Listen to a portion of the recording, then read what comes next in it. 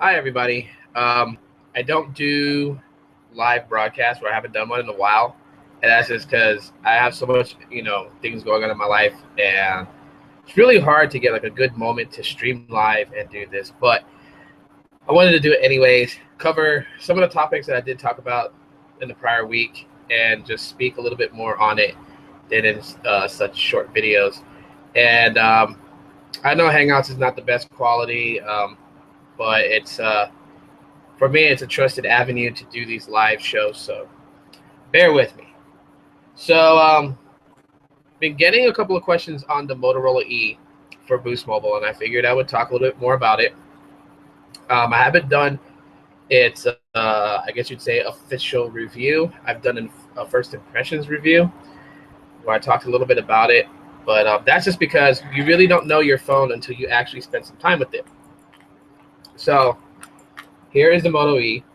Okay, it's not a very big device, which is actually a bonus for it, for the simple fact that it's not it's not going to overpower your hand. It's not going to make you stressed to hold it a lot. So holding this for a couple of hours or so is not going to be such a bad thing. Um, anyways, that's about as thick as the device is. So, but it's got this curve to it, so it fits snugly in your hand. That's one of the best things I like about it. And let me take the phone charm off, so it's not like smacking around on the phone. But yeah, of course the sticker I put myself. Okay, so the sticker does not come with it. I got this today at a public event here in Arizona that they're having at the Aloha Festival, and I bought a shirt that came with a couple of, with I think just two stickers. So I'll show you guys real quick the other sticker.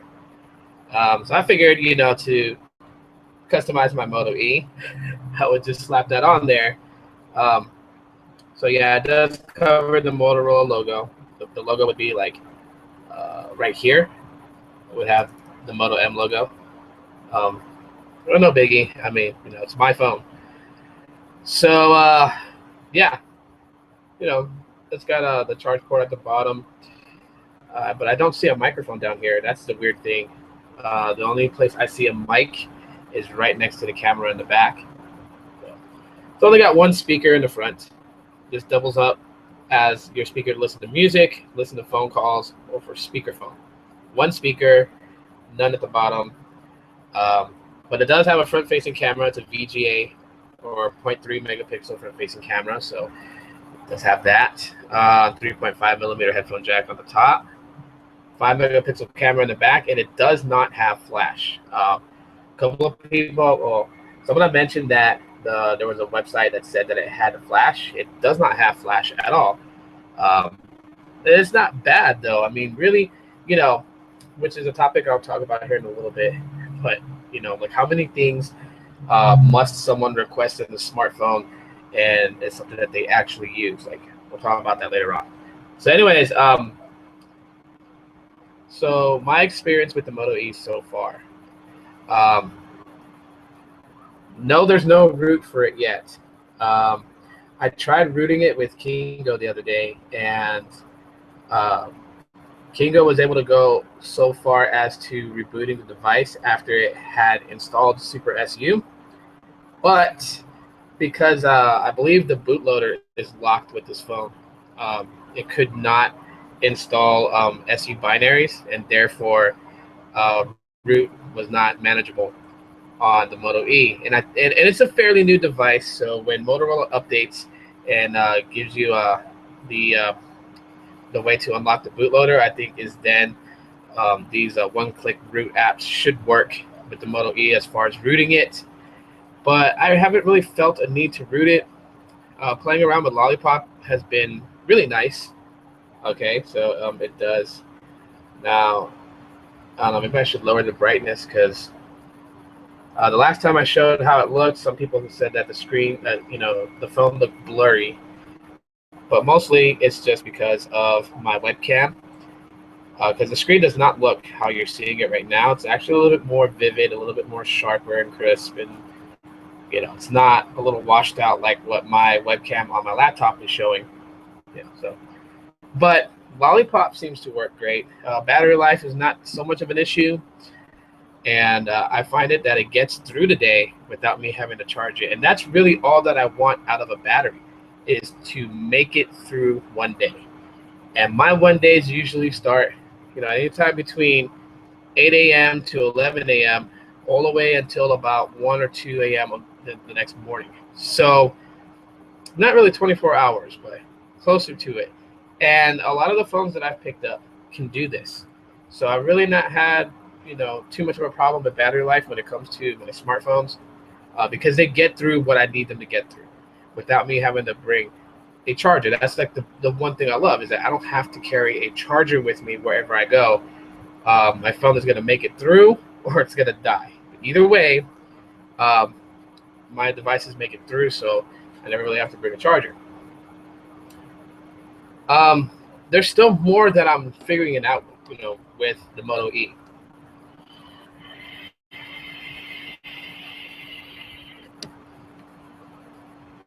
There's a calendar event. That's pretty neat. I like that. It just pops up.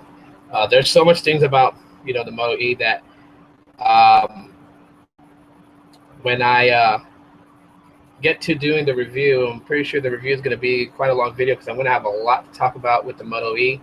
A lot of things that I like about it, preference-wise, opinions, and so forth. And you know what? Like, for it being an entry-level smartphone, it does it very well. I mean, right now, my experience as a user with the Moto E is just top-notch. And don't get it misconstrued thinking that, like, I'm saying, like, it's a really, powerful, awesome smartphone. Like, what my opinions are and the way that I look at a device may be very different from yours, so it's not always that we have the same perspective when we're looking at smartphones. I enjoy the Sharp Aquos Crystal, and I had, a couple of people who just think it's totally garbage, and it doesn't make them wrong, and it doesn't make me wrong in what we, how we approach it and what we think about the device. It always boils down to user preference, user opinion.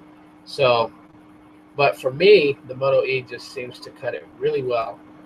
Not just the fact that it has Lollipop, but just how how it's built. Like, I've ventured into bigger screens. Okay, the ZTE Max, really big phone. Okay, now let's comparison.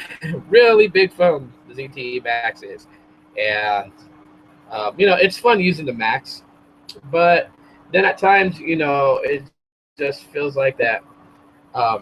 It's too big. Like, in the privacy of my own home, I can use a ZTE Max. It's like using a phablet, and bigger screens and whatnot or whatever. But taking it wherever I go, it just it's just for me, it attracts too much attention, and for that very reason, like, I don't want to bring it out as my daily driver. Um, so it stays home. I use it, for my gaming. I use it for whatever I want to use it for. I don't really take it anywhere. Then, of course, I got, the Sharp Aquos Crystal. It's a 5-inch display, but a little bit, smaller device compared to something as, say, the ZTE Warp Sync.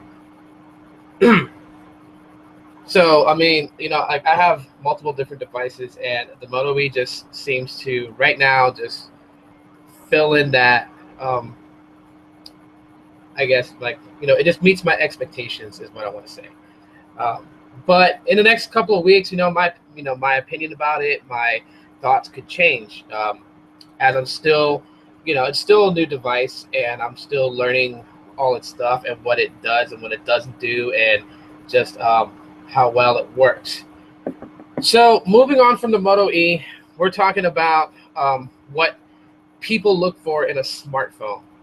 Okay, and then what you guys feel should be, in a smartphone, and then what you get.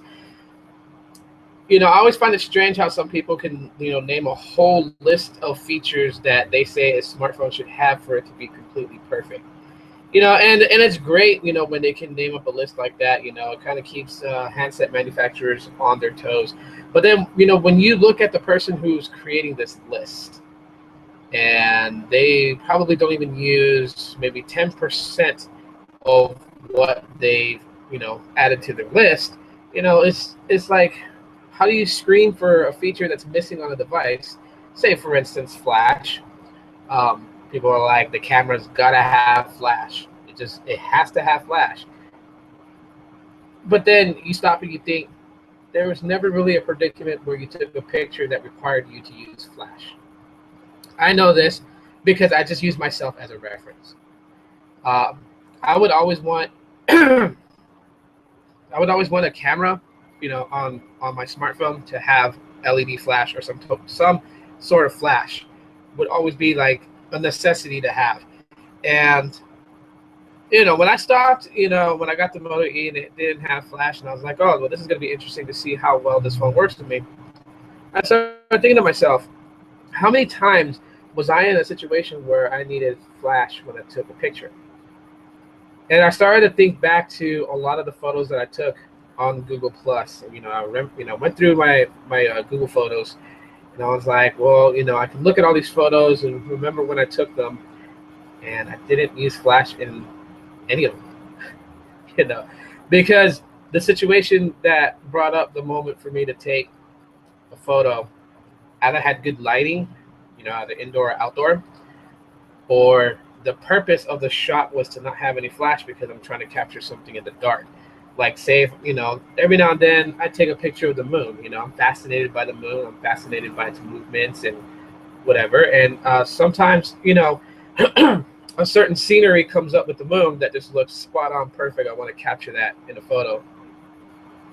And you don't need flash to capture the moon, so for me, it was like, okay, like with the Moto E, I gave it a chance. And really, I haven't felt anything different. I don't feel like I'm missing anything when it comes to having a smartphone because the Moto E doesn't have flash, and I don't even use flash when I take photos. So I don't feel like I'm missing anything out of it. And it's totally fine. So, I mean, sometimes, we feel like we got to have certain features on our smartphones that we don't even really use. So, I mean, when people kind of jump down on a device and like, oh, well, it doesn't have this and it doesn't have that, I mean, they're really quick to jump and say all these things, but do you really use any of the features you're talking about? I mean, are they something that you really got to have on a day-to-day basis? I mean, is flash something that you really got to have? Are you taking, a lot of photos that require additional lighting? And if not, then really, a phone that doesn't have flash shouldn't lose points on its ability of what it can do. Even with like NFC, like some people are like, it's got to have NFC. I need NFC, but they don't use any tap to pay, and they sure as hell don't share information with someone else that has NFC to do tap and send.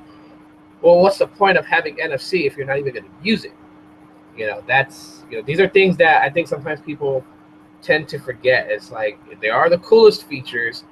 They are neat, something that you possibly might want, but it's not a necessity to have. Flash aids the camera in taking a photo in low light situations, but then again, it's not the camera. It doesn't, without it, it doesn't mean you're gonna have a bad experience. And it also depends on the types of cameras that's used. It's not like they use one particular camera for every smartphone out there. I mean, the Moto E has a 5 megapixel camera and a 0.3 megapixel front-facing camera. And when compared with the Kyocera Hydro Icon, which has an 8 megapixel camera in the back and a 2 megapixel camera in the front, the Moto E blows the Kyocera Hydro Icon away when it comes to photo shots, photo taking, and video taking. And that's only because they use different cameras. They don't use the same ones. So what you get with the Moto E and what you get with the Kyocera Hydro Icon are completely different. And it just goes to show, So feature-wise, yeah, sometimes we just, we want certain features because it's new technology, but it doesn't necessarily mean that, it's something that is incorporated in our day-to-day living we can't live without. So moving on from that one, I did a video about Google LTEA, and I pitched an idea because of the rumors floating around. So, and if you still don't know what Google LTEA is, basically that's going to be the name of Google's MVNO service that's going to give mobile service. And quote unquote, with the whole rumor, it's only going to be the Nexus 6. So, and that's where I'm like, when if and when it's confirmed is when I'm going to be a little bit annoyed and sad, because the Nexus 6, one device. I mean, I said it in the last video where I talked about it, but I just feel like that, they're opening a can of worms. They're opening cans, they're leaving themselves open to a lot of people just comparing them with their opponents. And that's not good. I mean, you have a long list of Nexus devices, all the way, from the Nexus 1 to the Nexus 6. You have that right there. You have Google Play Edition devices. You have the Moto series. I mean, with Motorola and like the Moto X, the G, and the E, both first and second generation.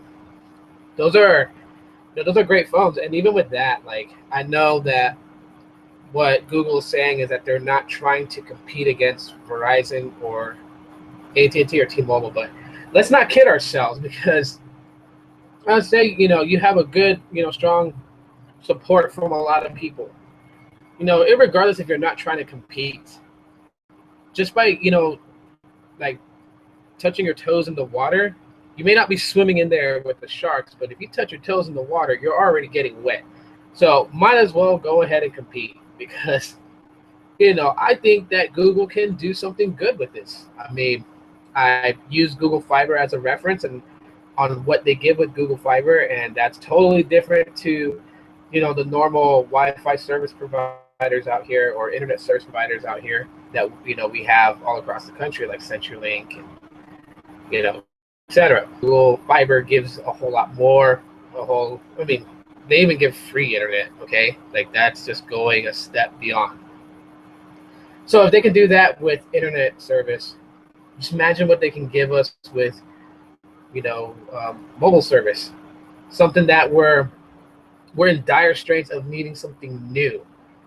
We have Verizon, and quote unquote, Verizon says they have the best network. To me, I've talked about networks, and where you live and where I live and where they live, it's completely different. And certain carriers are going to be great in,